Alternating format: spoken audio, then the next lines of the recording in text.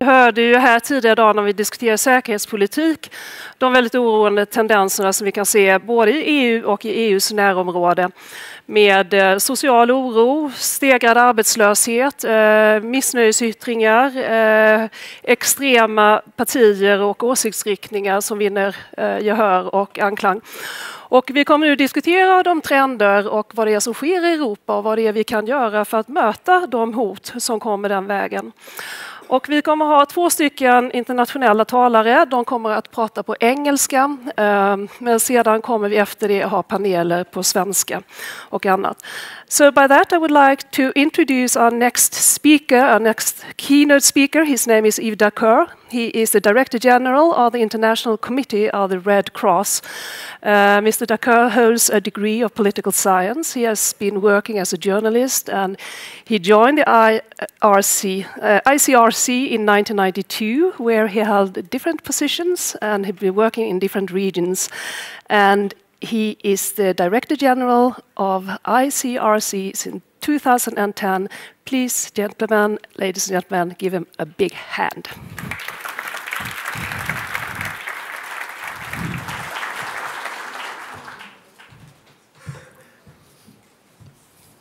Your Majesty, ladies and gentlemen, I'm very pleased to be here, and as always, you should start with a confession, and I'll just make one confession and then I will focus. And my confession is about my inability to speak Swedish. I can speak Swedish only when I look your national team playing Switzerland, that's my country, and where Switzerland is almost ready to beat them, which happen very rarely, as you know, which means I'm very weak when speaking in Swedish. But ladies and gentlemen, I'm very pleased to be with you today. I'm pleased also because I found just remarkable that we have the time together to be able to discuss issues and debate it as you do. I was there with you this afternoon. I was impressed by what was said. I'm impressed that we are able to share different opinion, different perspective. And what I would like to bring you is one perspective. Take it only as one perspective. And my perspective is based on an organization, the International Committee of the Red Cross, which work in very close proximity of people. Our focus, what we do, is to be extremely close, to bring humanitarian aid really to people, but not just to bring it, but to stay with people. We stay close, in close connections with them. We don't know how to do differently. We don't know how to work through partner.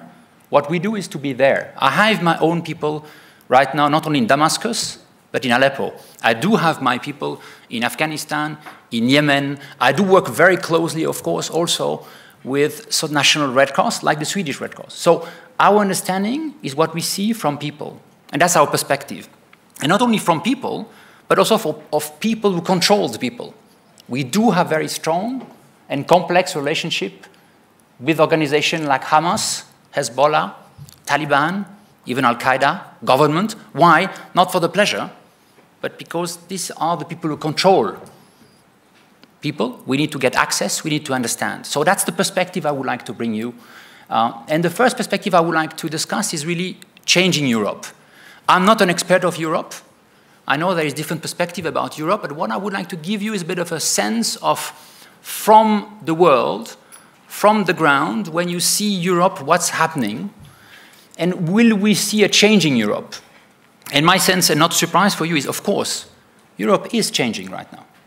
The question is, how much will it change? And what does it mean for all of us, both in security, in defense, in government, in civil society, in media, but also for humanitarian. Let me start with facts, quickly, and fact that you know very well. There is a social crisis in Europe, you can say, linked with very clearly a financial crisis since 2008, 2009, which has led to a very serious series of economic crises. It's not worse, but not better than in the rest of the world. We can discuss, depending on the country.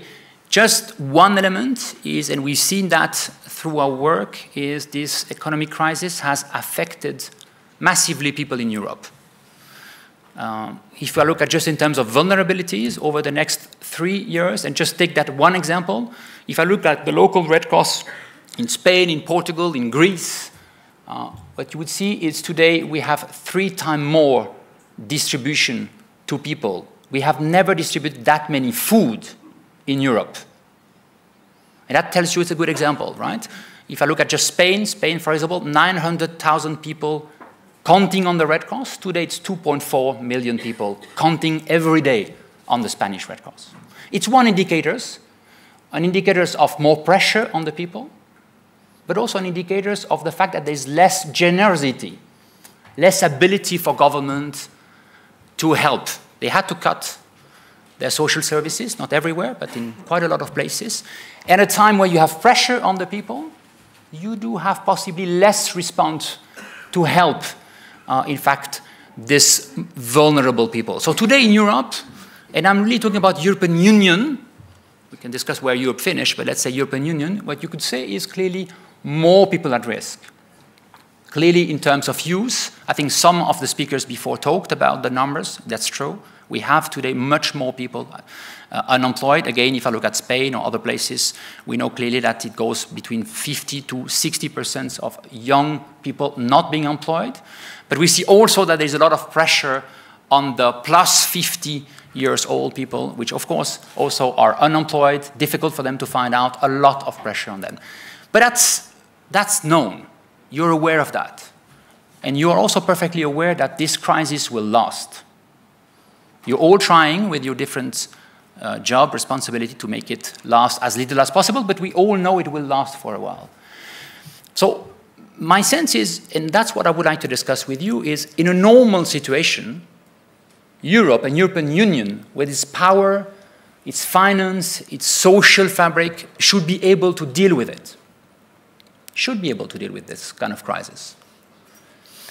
And what I see right now is I see some element, some trend that we see around the world impacting Europe and will make, in fact, this crisis lasting, will make this crisis more complex to deal with, and will change Europe.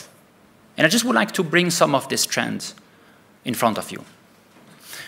The first one, and that's not a big surprise, but the first one is I do believe we are in a time where for a big issue like a complex questions like an economic crisis, you do not have right now a solution at hand. You don't.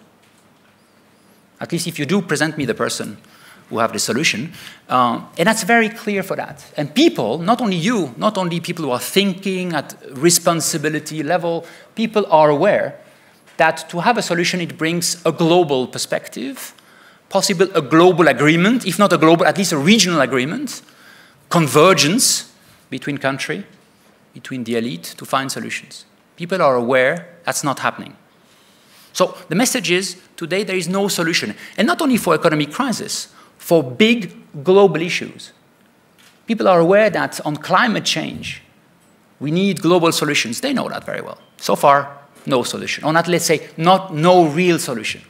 Same on migration issues. On big security questions, we know that. We found that difficult these days to have solution. It's not new, but what is strikingly impressive is the fact that there is a narrative now these days which clearly says, yeah, that's true, we don't have solution. So if you be a young person and you're looking at what happens, what would be the solutions right now, the message is there is no solution. It will be harder. Count on us. Tough. Wait. So the no solution element is something which is there and will last for a while and will have a psychological impact on Europe, on people. The second big issue, and we will maybe talk about that tonight, and I think people still underestimate what's happening. Europe has just, as a neighbor, a massive revolution that we still don't understand the dynamic, the impact. What is happening right now in North Africa and Middle East is a revolution. And that needs to be understood as a revolution. Revolution means that we don't know what's happening.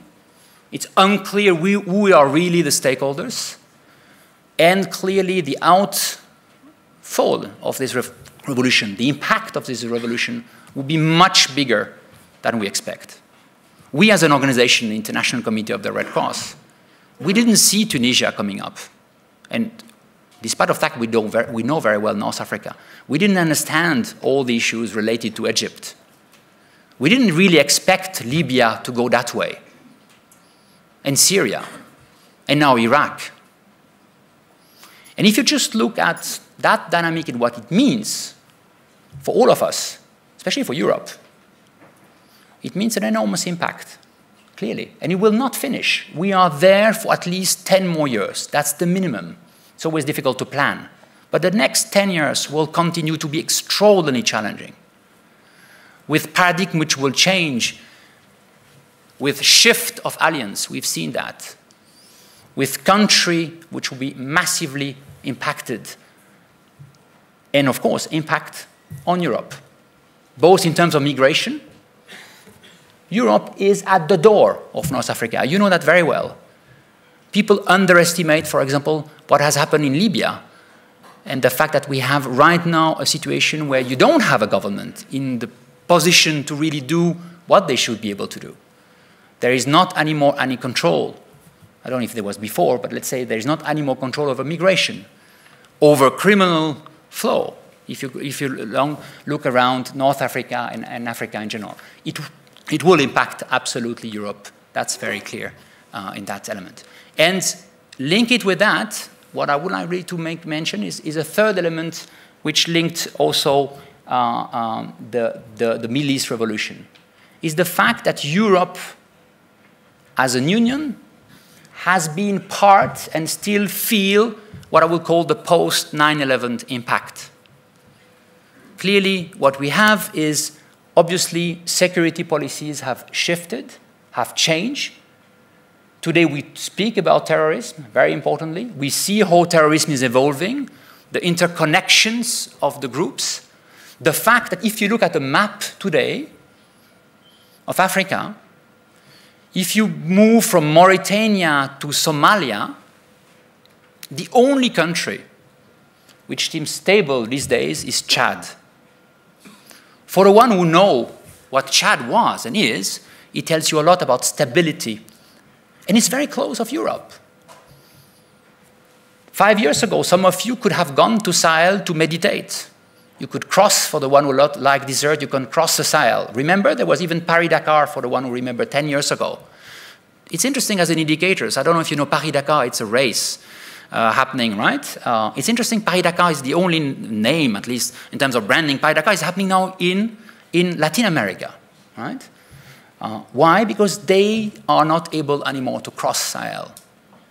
Because it's an off zone. So what is happening is, at the door of Europe, you do have not only a crisis, a revolution, but you do have large gray zone of instability. And that has an enormous impact also on people living there, on the attractions that Europe has, but also, of course, of the foreign policy of European Union. And I'll come back later on.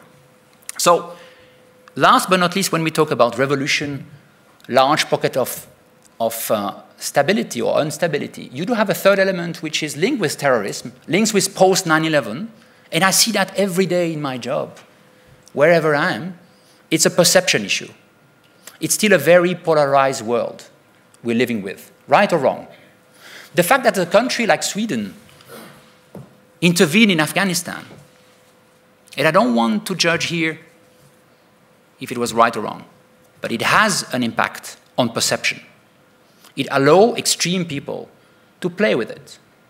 We are living in a world where, if you look at the last poll in North Africa and in Middle East, 69% of people think it's wise and normal to bomb the UN.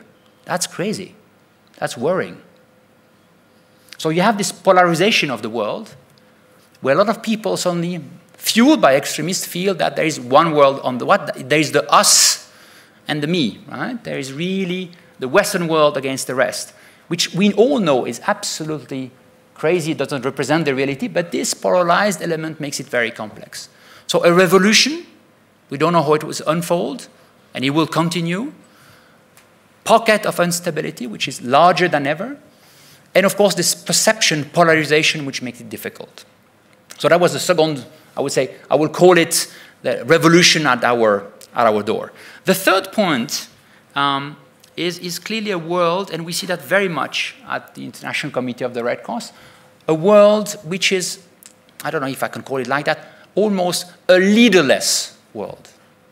And it was interesting thing about that 2 minutes when Nelson Mandela died a few weeks ago. Think about where are the Nelson Mandela of these days. And I'm not talking about the nice Nelson Mandela. I'm talking about the Nelson Mandela who was a rebel. He was leading a revolution on himself, right? Where are they? If you look at Tunisia, Egypt, Syria, was no leaders. There was not somebody who stood and said, that's the way we will do. It was people. It was individual. It was not really organized. Whatever the outpact was and the outcome was, it was not really organized. So we are dealing, and you are dealing too, with a world where you don't have that much leaders. Look at even Europe. If I take 2 examples, if I take the riot who happened in London in 2011, they were a very serious riot. There was no leader. There was nobody who said, this is the way we will tackle the issues. And it was very difficult for the police to deal with it, because there was no leaders. And I'm careful, I would even look at what happened in France a few years ago, but maybe even in the suburb in Stockholm last year. I don't think there was really leaders. Right? You couldn't say that. There was not somebody who really stood and said, that's the way to do it. So we are dealing also with a world, we have to engage suddenly stakeholders, people, without a classical chain of command. Even non-state armed group, like the Taliban, some of you know it very well, are not that structured anymore. It's very fluid. It's very complex. So the way we engage, the way we try to make sense of it, makes it very complicated. So if you look at some of these changes, a no solution, at least for global issues, economic crisis is a global issue. The fact that we have a revolution, really, very close to this place here. And the fact that we are living in a world which is a leaderless world, right? I have the opinion very clearly that it will, and it is already, affecting the social fabric of the European Union. The way people relate to authorities, the way they relate to each other, the way, in fact, governments relate to each other also. And I think it will clearly change Europe, and it will massively change Europe in the way Europe is positioning itself. So you would ask me, that's nice to put it, what do you propose as a solution? And you would allow me as a humanitarian, at least to be able to think about 1 or 2 way ahead. It's only 1 or 2 way ahead.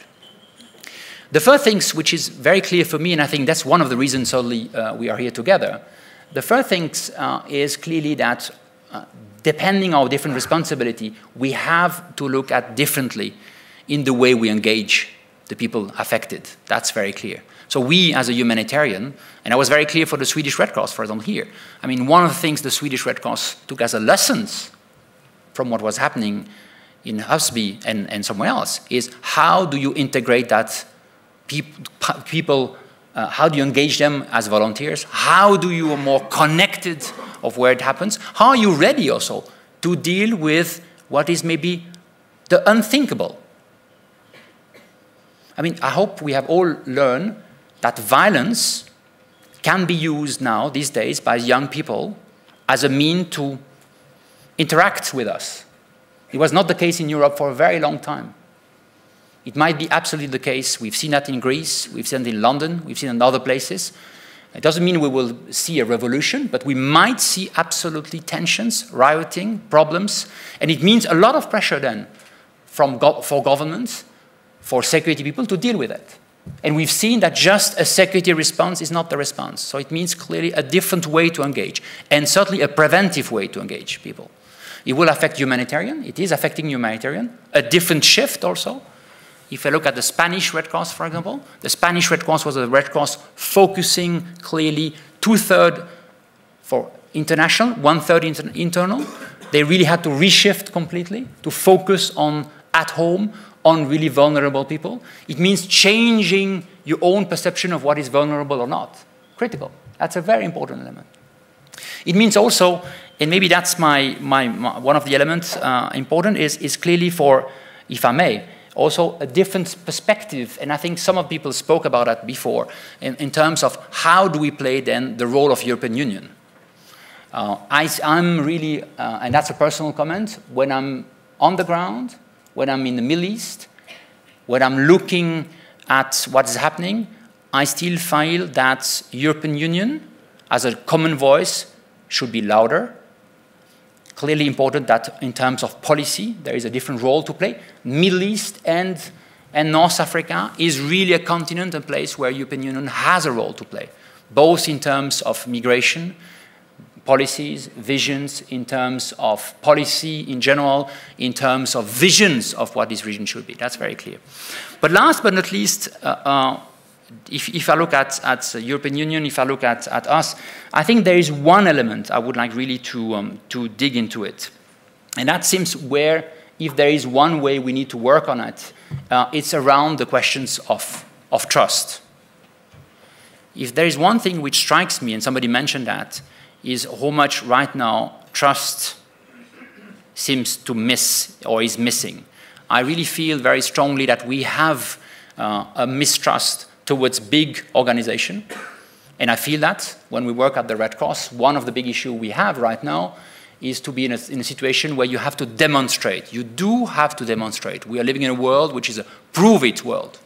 You have to demonstrate the fact that we are radically neutral, independent organization, but it's not because you're the Red Cross and saying to Somali people or even young people in a suburb in France that they would believe you. Not anymore. It means you have to be there. You have to be close. You have to demonstrate every day that what you are is critical. And that seems absolutely critical for me. I feel the same mistrust towards government, authorities. You've seen that in every poll. And I know you're working on it, some of you. But what does that mean? And here, there is a real risk that we see a vicious circle happening. Lack of trust, lack of engagement, difficult to engagement, lack of solutions, back to lack of trust, which makes it extraordinarily difficult. And here, if I may share something about this country, what I've seen in Sweden, that's my experience. I'm coming from Switzerland, I'm coming from the world, if I would say. One thing I think that I was always amazed, and maybe this is something that your country can provide and help to move on, is your ability to be close to people. It's the proximity. I must say, Your Majesty, for example, seeing you here today, first of all, I perceive it as an honor, but also I found it's an interesting message to see that you are able to be close. Proximity seems for me something critical. Very rare occasion I can see in my life that not only meeting a king, but having the chance to be able to mingle, to discuss, to be there. I am of the opinion that proximity, not into people affected, but to people, will be a critical element. Proximity of the elite to the people. And we are in a very complex world where the elite these days doesn't work anymore without bodyguard, for good and bad reason, by the way. I know you have bodyguard too. But they are not with us today, or maybe they're there. At least we can talk to you. It's serious. Don't underestimate the importance of the social fabric of Europe. Social fabric of Europe was linked with the fact that people were able to meet to each other, were able to challenge, in fact, their elites, the politician. That's critical for me. The media have a role to play too. And if we look at the changing world and a changing Europe, I really do hope Europe will not lose, or maybe reinforce even, its ability to be close, its ability to bring its own unique social fabric, and there is a unique social fabric of Europe. Don't have to impose social fabric on the rest of the world, but have to maintain a very strong dynamic. Because over the next 10 years, Europe will have to propose some bold and some, let's say, international convergence to deal with big issue. If it doesn't come from Europe, I don't think it will come from other places of the world. Thank you.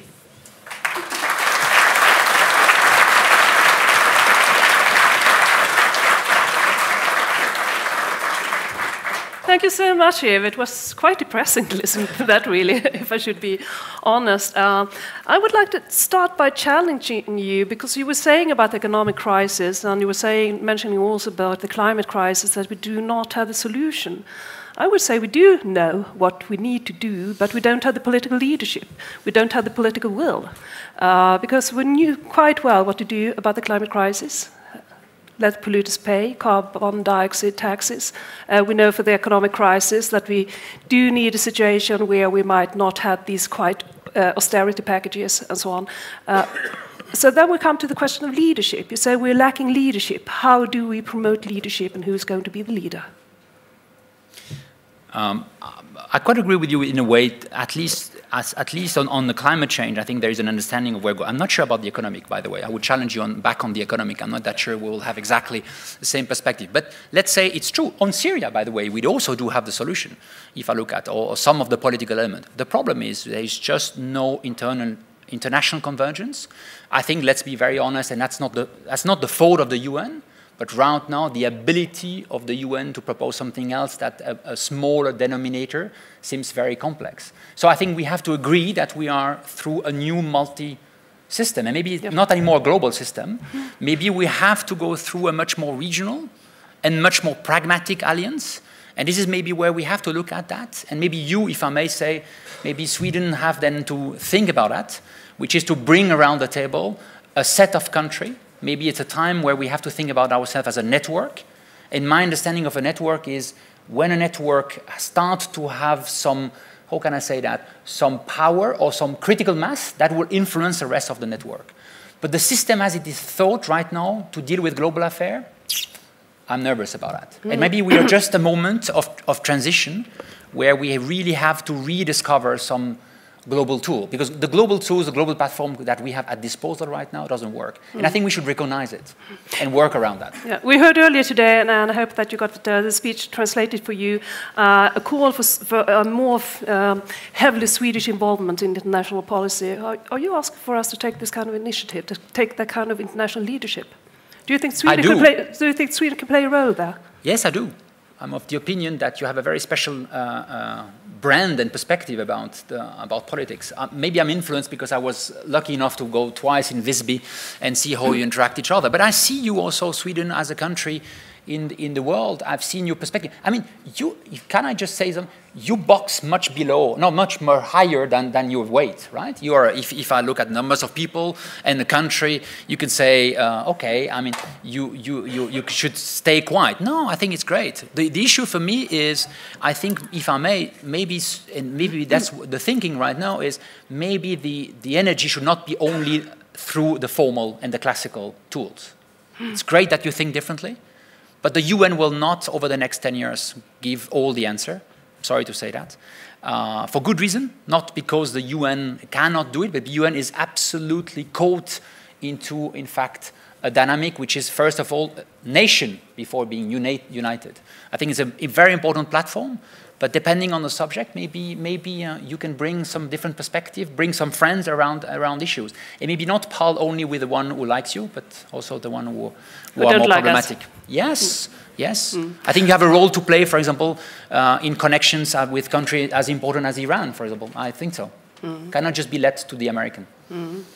You said that you want the European Union to act more as a common voice and to speak out louder. Where do you want the European Union to become more active? I know it's a complex one. I would say on two issues. One, clearly for me, except on Palestine, Israel, where European Union has a role, official role to play. I think still European Union globally doesn't really play the role they can play, at least in part of the world. I don't think they should play everywhere, every sense, but they could be stronger. I think European Union, that would be the positive. The way European Union has played a role in the Iranian negotiation, that's exactly what European Union should be doing. But then maybe we should agree that consensus and trying to find a consensus in the world of where we are doesn't work always, if I may say. So maybe different way, different approach of European Union, and different approach of also the Swedish element. That's one element. The other one on migration. I'm of the opinion that the way European Union look at migration, I know it's a complex one. I think, if I may say, that Sweden, your policy are rather extraordinary compared to other countries. Your approach to migration, I know it's a challenge, I know it's complex. I think you can provide something, and then you can push European Union to look into that differently. I think European Union has to look in migration. And what do you want us to do more explicitly? I mean, we do have a commissioner who's working very hard with this kind of issues, but she doesn't really got listened to. But that's the problem. Then what do you do when it's not listened to? Maybe you don't wait too much. Maybe you start to involve differently. I found, for example, that what you've done as a country towards Syria is remarkable, frankly.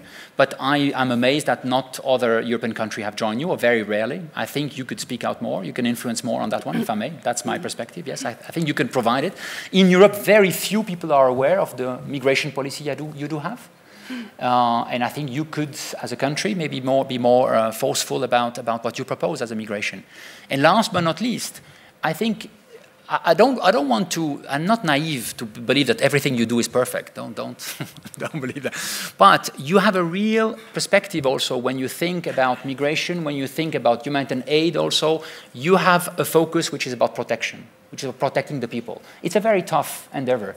And I think there is something you could do differently. Yes, you do that, though make sure that's your friends. Maybe there is a Nordic approach towards that. Maybe there is different perspective. Unfortunately not. Yeah, no, but maybe. Maybe.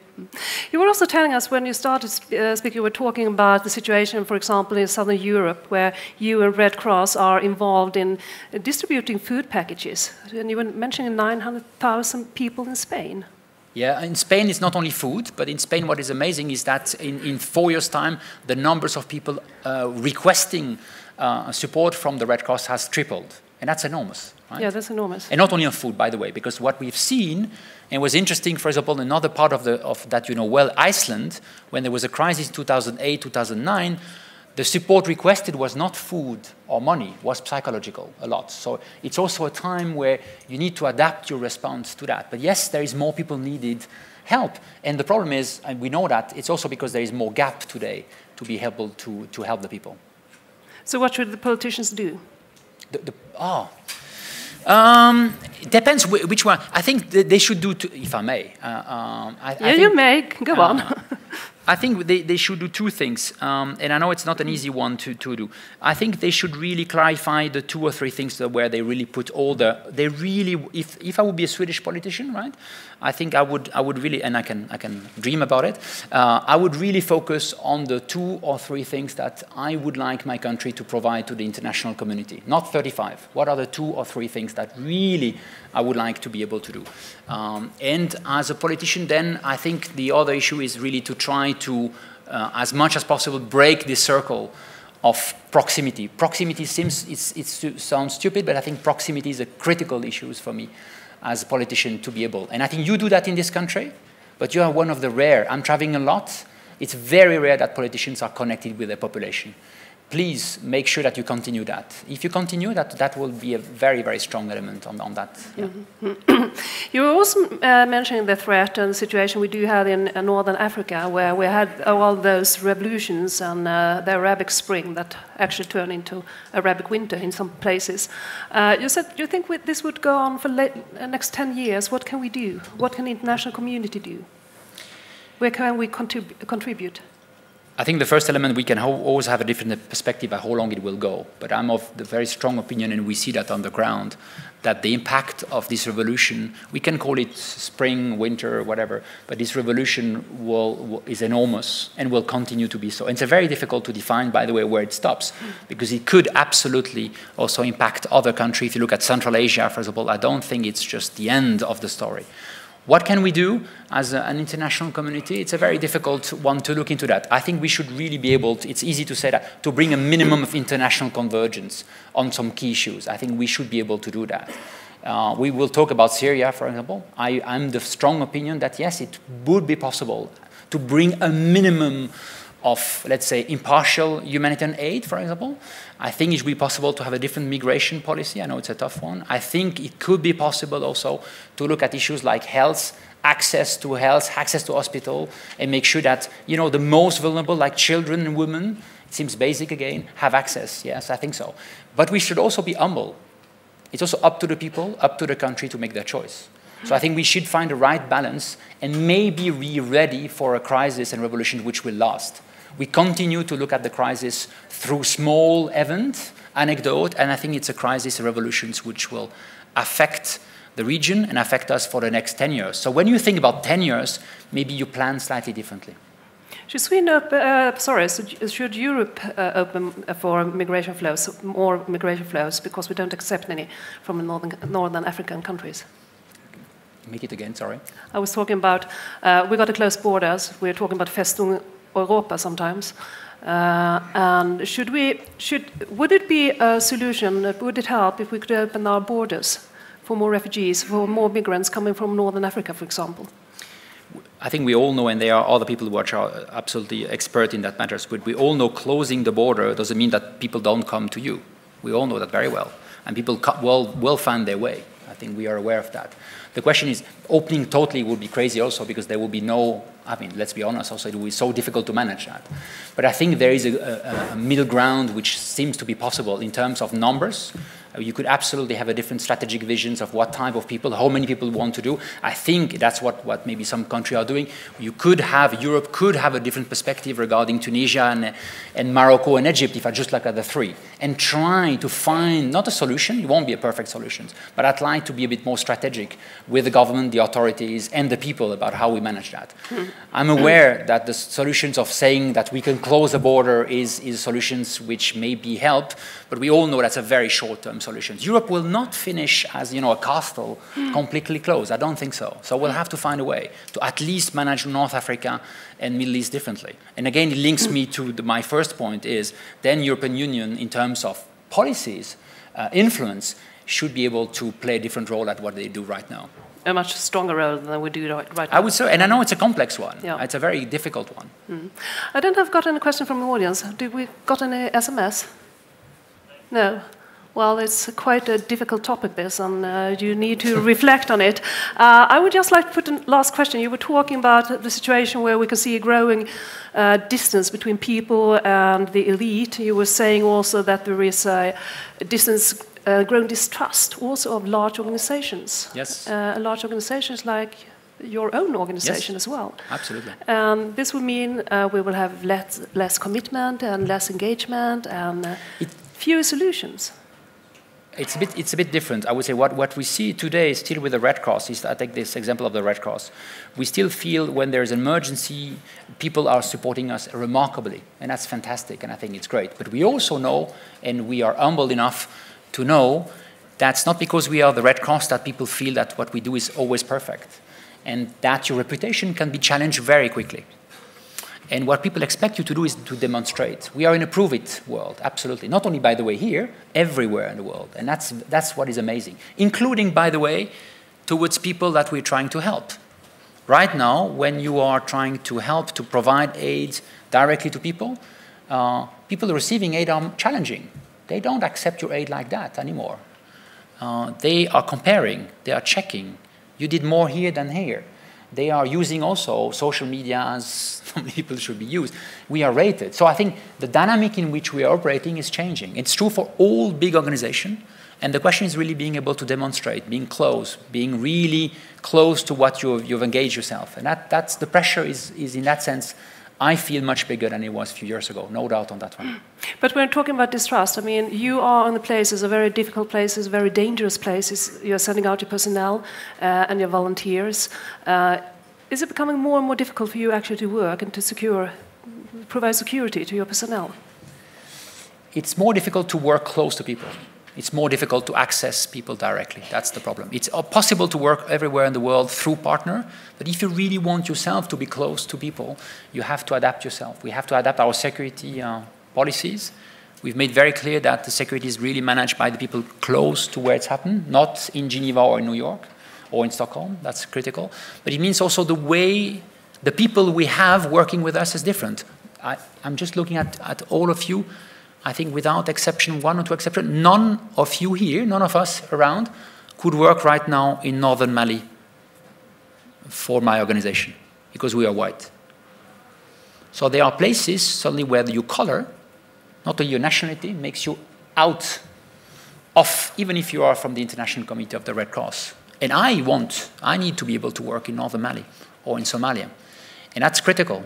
So it means also the way, the type of people we are bringing in the organization, the type of people who represent us are absolutely critical for us.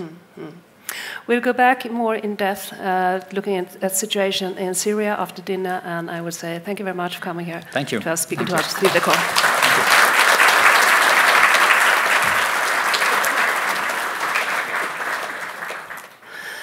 So we were discussing and we were hearing that we do have areas of conflicts. We have a situation of social unrest, of growing differences in Europe. We do know that this creates problems as regards organized crime, as regards non-functioning systems. And what we're going to do now is that we're going to listen to Mr. Michael Rawlinson. He's an officer in the Swedish Armed Forces, but now he is seconded by the Folke Bernadotte Academy, and he's head of the European Union Office for Criminal Intelligence. And Michael Rawlinson has been working a lot down in the Kosovo area on the West Balkan, and he's going to tell us about that kind of work under the headline, The Fight Against Organized Crime, Report from Kosovo. Please, Michael. Your Majesty, ladies and gentlemen. First of all, I would like to thank Folk and Försvar for the invitation to be able to speak on this conference. I've been asked to talk about organized crime in the Western Balkans and how that has an impact on EU member states from my point of view as head of EU Office for Criminal Intelligence. In my agenda, I will shortly touch upon first EULEX and then the office that I'm heading. I will talk a little bit about the organized criminal groups. I will talk a little bit about the organized criminal groups that I'm dealing with on a daily basis and their criminal activity. I will continue talking about the radicalism that we see in the Balkans right now in connection to the conflict in Syria. And at the end, I will mention two problem areas, and finally, a short time for questions. EULEX supports Kosovo on its greater integration in the areas of rule of law. We also support the visa liberation process. We support the feasibility study, and we also support the Pristina and Belgrade dialogue for normalization of the relationship between two countries. EULEX also works closely to the counterparts to achieve EU best practice in Kosovo. We also concentrate on fighting corruption, organized crime and war crimes. EULEX prioritizes right now the establishment of rule of law in the north of Kosovo, the Serbian-dominated area. To do this, the mission is divided into two divisions, the Executive Division and the Strengthening Division. The Executive Division investigates, prosecutes, and educates sensitive cases, as the Strengthening Division monitors, mentors, and advises local counterparts in police, justice, and customs fields. My office is the European Union Office for Criminal Intelligence. We have an area of operation which is the territory of Kosovo. We have an area of interest which is all the neighboring countries, and we stand on two legs. One is the criminal intelligence and the other one is strategic intelligence. Within the criminal intelligence field, we initiate investigations through so-called intelligence-led policing. We also support the already ongoing investigations within EULEX executive parts. We also support the member states in their investigations in regards to connections to Western Balkans. We do that either directly to the member states or through their police liaison officers that they have stations in the country. And Sweden has a police liaison officer in Kosovo, and he represents all the 5 Nordic countries. He is the representative of the Swedish National Bureau of Investigation, the prolonged arm in Kosovo. Within the strategic intelligence, we support Brussels, especially during the future of the mission, but also in the dialogue between Pristina and Belgrade that is right now ongoing in Brussels.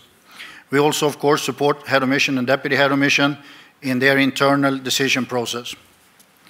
My office have a cooperation agreement with Europol, as we use on a daily basis both to share information and request information. We also have agreements with all the neighboring countries' intelligence services and also with Kosovo's intelligence service. as I meet them on a regular basis to share information in the area of organized crime and terrorism. I am mostly focused on two organized crime groups, and these are crime groups that has been defined by Europol. The first one is Albanian-speaking criminal groups. This takes approximately 80% of my resources. This group covers the whole region. They are also established in all EU member states.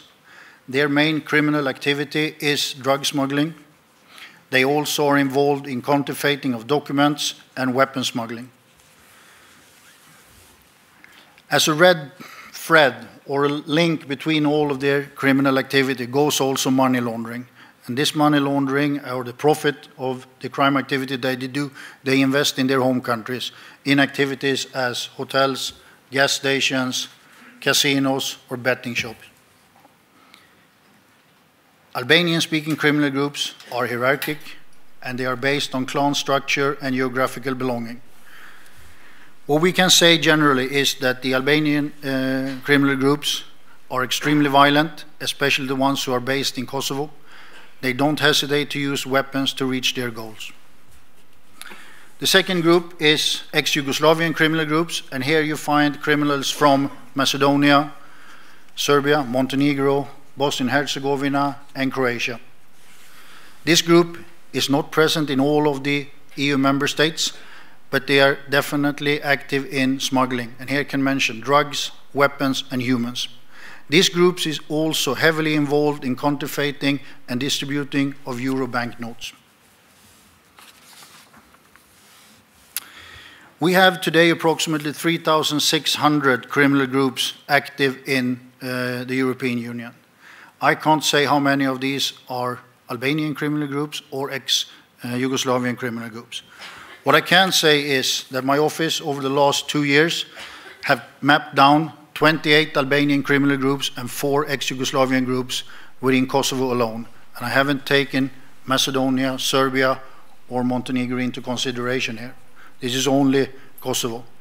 And that is among a population of 1.8 million people. The 28 Albanian-speaking groups are present in the central part and the south part of the country, and the 4 ex-Yugoslavian groups are present in the Serbian-dominated north. As I said before, EULEX is now prioritizing the establishment of rule of law in the north, but actually the center of gravity when it comes to organized crime and corruption is in the south. The 28 groups in the central part and the south stands for more than 90% of the criminality in the country. And the major part of this criminality is linked to the European member states in one way or another. Smuggling of drugs is, of course, the most frequent activity.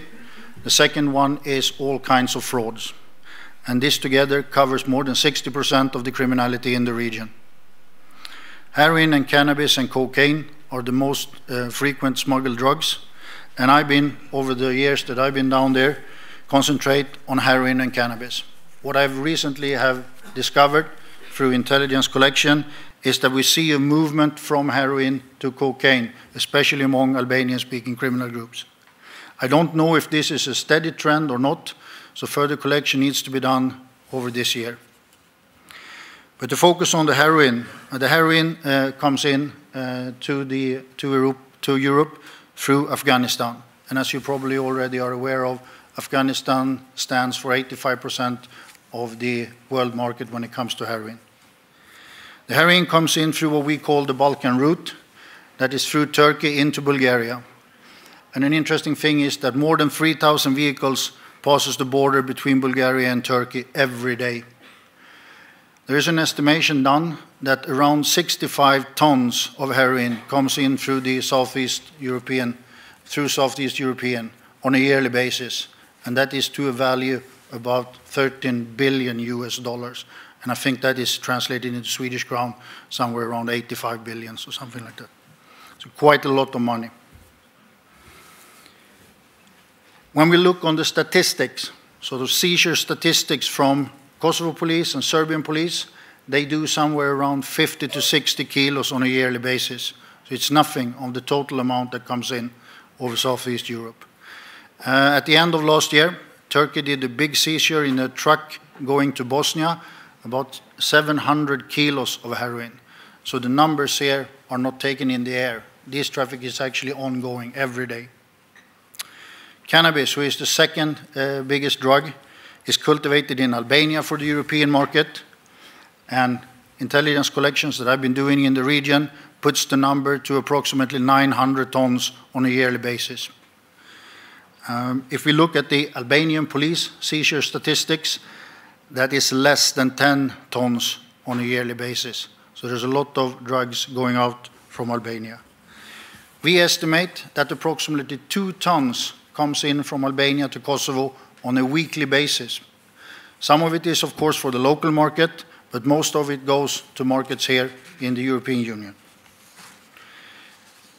Some of the figures here shows that in November last year, the German police seized a truck with 700 kilos of cannabis coming in from Albania.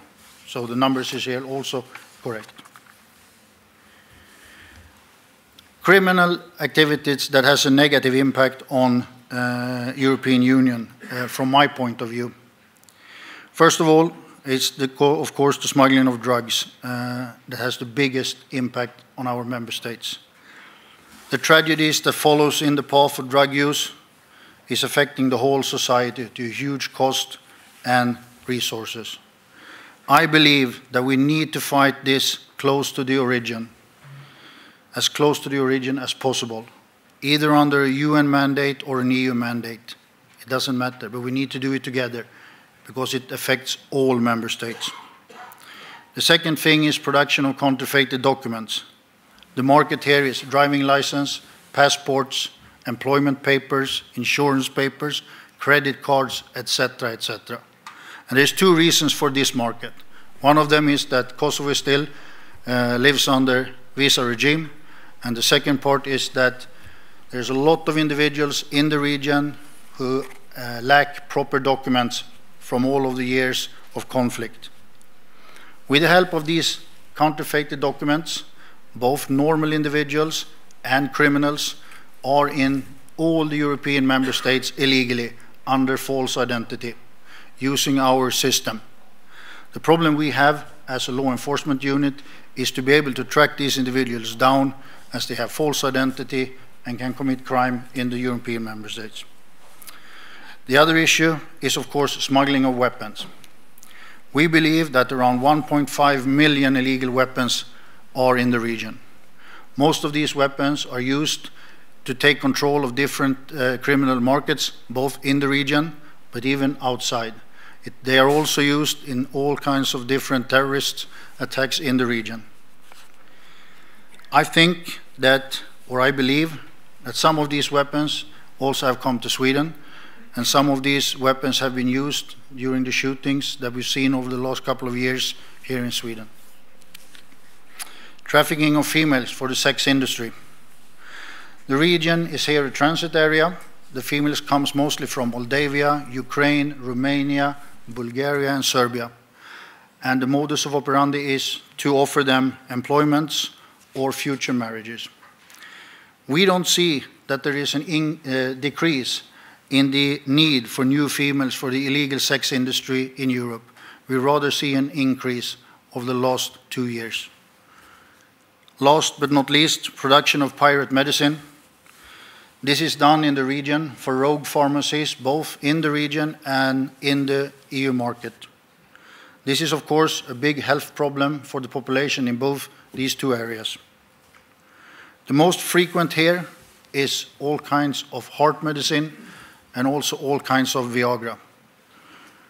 I don't know if there is a problem with the sort of capability of men in Western Europe, but definitely there is a big market of Viagra. The other problem is the market of medicine that have actually expired. On several of the investigations that we have done, we have found medicines where the best before date has expired with more than a year. And this is, of course, also a health problem for the people, both in the area and in the member states. Radicalism. There is no exact figures about how many from the region has traveled to Syria and fight. In cooperation with the other countries' intelligence services, I can put the estimation to around 500. If that is right or not, but it's in that area. The exact number of casualties is totally, we can't do any kind of estimations, as the reporting is totally insufficient. Most of the volunteers in the region is motivated by religious belief, and we should know that the fundamentalist movement of Islam, the Wahhabism, is really popular in Kosovo. Within the Wahhabism, there is a group called Salafist Takfiris, and this group is definitely classified as a violent group, and this group exists in the region. They are mostly in the area of Novi Pazar in Serbia, the Sanjak area. They are also present in South Kosovo and North Macedonia. And the recruitment is most intensive in this group. We also have training camps in the region, and that is in the borderline between Kosovo and Albania, Macedonia and Kosovo, in the mountain area there. The training is mostly focused on religious training, but we have intelligence also suggesting that military training, weapon trainings are done in these camps. It's very likely that foreigners passing through these camps to get especially religious training, we can't put any numbers on it, we can't put any nationalities on it, because it's really hard to collect on this issue. What we are trying to do now is we are trying to focus on the persons that comes back from Syria. We are looking for signs or areas where it might emerge problems. This is to be able to take measures before the problems actually occurs in the area or in the member states. Current problem areas, or what I should say is actually areas where there is room for improvement. One of them is extradition. And this is a problem that we have with all the member states, and it's a problem in regards to dual citizenship. And a little bit of an example here. Persons from Kosovo who fled from Kosovo and got a citizenship, let's say here in Sweden, they can commit a crime here in Sweden and then escape to Kosovo and live totally open in Kosovo, like we do here every day. Because the reason is that Kosovo doesn't extradite their citizens. I'm following a couple of these individuals that has committed serious crimes here in Sweden and are now living totally openly in Kosovo without the problems. And here we are talking about crimes like drug smuggling, attempted murder, etc. But this phenomenon also goes the other way around. If you have dual citizenship, you can commit a crime in Kosovo, you can escape to Sweden with your Swedish citizenship and live totally normally here in Sweden. I also have current examples of this. In both of these cases, an international arrest warrant by Interpol is not the solution, because these individuals are already wanted by Interpol. The other thing is what I call dare to share. In a more globalized criminal environment, where variation and speed among the criminal groups makes law enforcement difficult, we who are tasked to fight this criminality needs to trust each other when it comes to sharing of information. We need to trust the colleagues in other EU member states. We need to trust them in EU organizations, but we also need to trust partners outside of EU. We need to trust them in their capability to handle sensitive information regarding serious organized crime in a professional and secure way. The purpose with this trust is to be able to link criminal activities better in time and space, with the overall purpose to be able to allocate the right type of resources in the right time at the right place. To be able to do this, we need common tools for analysis and sharing of information. Finally, I would like to say that I'm available for further discussions regarding the criminal situation on the Western Balkans. I'm also available for discussing EULEX future and the mandate of EULEX after the summer of 2014. Thank you. Thank you so much, Michael Rawlinson. We really don't have much time, but we will be back to your lecture after the break. But I would like to ask you, consider working with the local authorities. What have been most difficult? Has it been the corruption or lack of knowledge or lack of will? Or something else? Well, the corruption is, of course, the absolute biggest problems.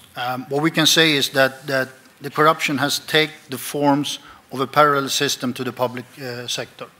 And that sort of parallel system is totally controlled by the senior political level of the country, which makes it really, really hard to actually do investigations against these individuals because they are covering themselves all the time. Do you think that the European Union, the countries, member countries in the European Union are doing enough in order to fight organized crime? To be honest, no. Why shouldn't you be honest? From my area, where I'm in right now, our capability to fight organized crime within the country is hampered down by the political development in the country. The political development is more important than the fight against organized crime at this moment. Especially the normalization dialogue between Pristina and Belgrade.